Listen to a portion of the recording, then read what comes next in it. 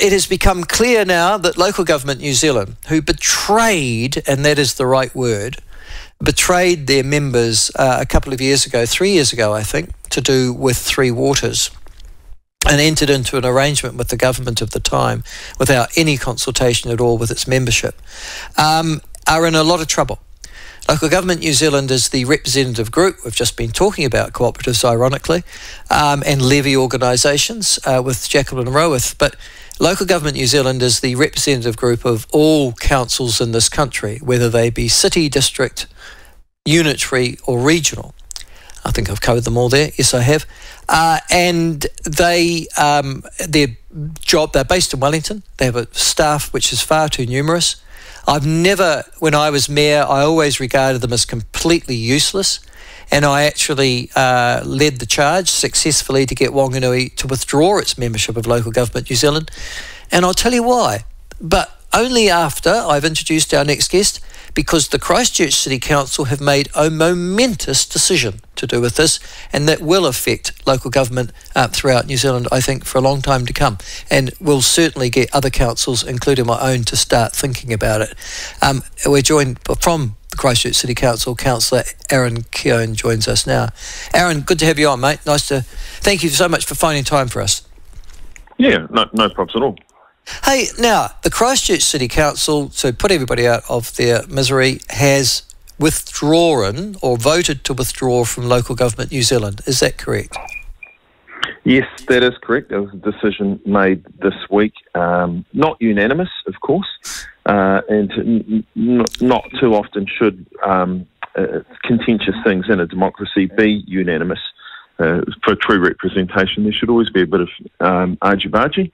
And, of course, we had that, but the majority won out and opted to leave. Now, you're interesting because you were saying to Hugh, my editorial producer, before we set up this interview, that you weren't initially convinced, but you became so, that Christchurch City Council would be better going it alone, doing your own Brexit. What convinced you, Aaron? Well, it's just a lack of value for me. There was a couple of strings to pull us back in. One is that Christchurch would host the convention, the LGNZ conference, every 2 years, so that has a financial benefit to the city, so I had to weigh that up. And then the other one is actually, it was more directed at their president, Sam Broughton, who's the mayor of Selwyn, one of our tight neighbours. And for the last few years, we've been having conversations with our neighbours around funding regional facilities, i.e. the new stadium coming and other ones like Arana Park, so on and so forth. We have a number of them here that are based in Christchurch, but they're a regional facility. They haven't wanted to come to the table, yet Sam comes in and says to us, please don't leave LGNZ. We're working together as a team. The whole region works together on this, that and everything else.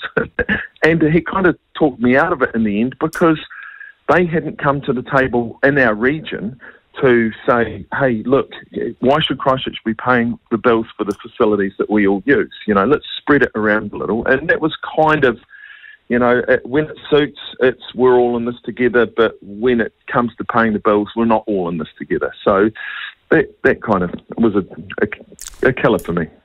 Okay, so in other words, Sam himself wasn't walking the walk or talking the talk, but he was just talking the talk.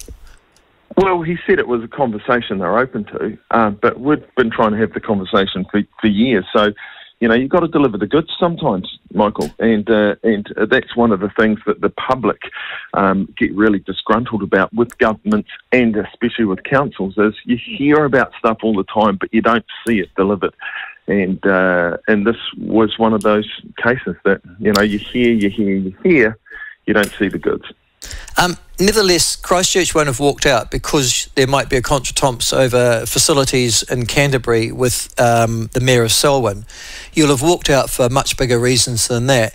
Is your primary? How much do you pay each year to Local Government New Zealand for their alleged services? Well, it's just had a really big jump. So now, including GST, the number's up around $180,000. Oh hell, $180,000 a year.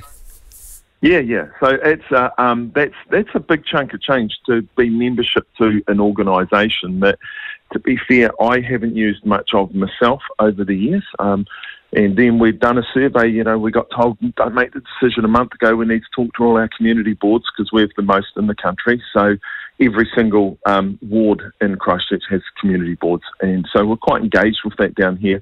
Well, once they went and surveyed them, the numbers were super low. It was quite a surprise.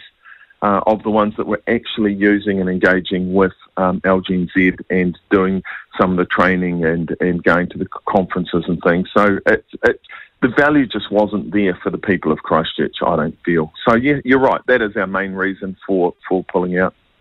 Now, I assume that you've worked out, and just like we did in Wanganui 20 years ago, that if you need to go and talk to a government minister, you just get on the phone, ring them up and make an appointment. You don't need Local Government New Zealand, yeah? 100% true. In fact, I believe that's the best way to go. I've sat on councils that haven't been that engaged in that. As soon as we had a change of government come October, we had our mayor on the phone to incoming potential ministers, having conversations literally the following day. Phil was reaching out saying, hey, we're Christchurch, we're the second largest city in New Zealand, we want to talk to you, let's achieve things together. We see that you're signalling, because the previous government was all about centralisation. They killed the polytechnics, they got rid of the health boards, everything was being all pulled back to the centre. And so you've got a government that says, no, that was wrong. So we took them on their word and reached out to them and said, let's get on and get some stuff done. And now people are complaining, of course, Michael, the opposition go, the South Island's not getting its fair share. Christchurch has missed out on funding and some of the stuff that's being signalled transport-wise. And I support the government on this. We have put up really crappy projects that don't stack up. They don't make good economic and environmental sense. So why would the government want to fund them? A lot of them are ideologically based, so they've been axed. Yeah, no. Listen, same problem here down in the Otago Regional Council. The other thing that's interesting, though, is that Christchurch is doing very well for itself. It's really recovering, I thought, much better than I would have thought 5 years ago. You've now got a lot of people flooding into Christchurch. I see, apparently, according to some poll this week, you're the happiest people in New Zealand, people who live in Christchurch. And also you've got those burgeoning communities of, ironically, Rolleston and Selwyn growing around you as well, providing different options for people in the Canterbury region. You've got your mojo back. Yeah, I think we have, and I hope I sound happy, because I did have a wee wry smile on my face when I heard those results that we're the happiest city in New Zealand, and we should be. If you've come to Christchurch and had a look around in recent times, you'll see, no, we're not perfect. I'm happy to put my hand up and say that, but some of our new facilities and things and downtown are really, really fantastic. We're still doing the usual things to make the city not work, like make it inaccessible in the inner city and take away all the parking and the usual things people complain about.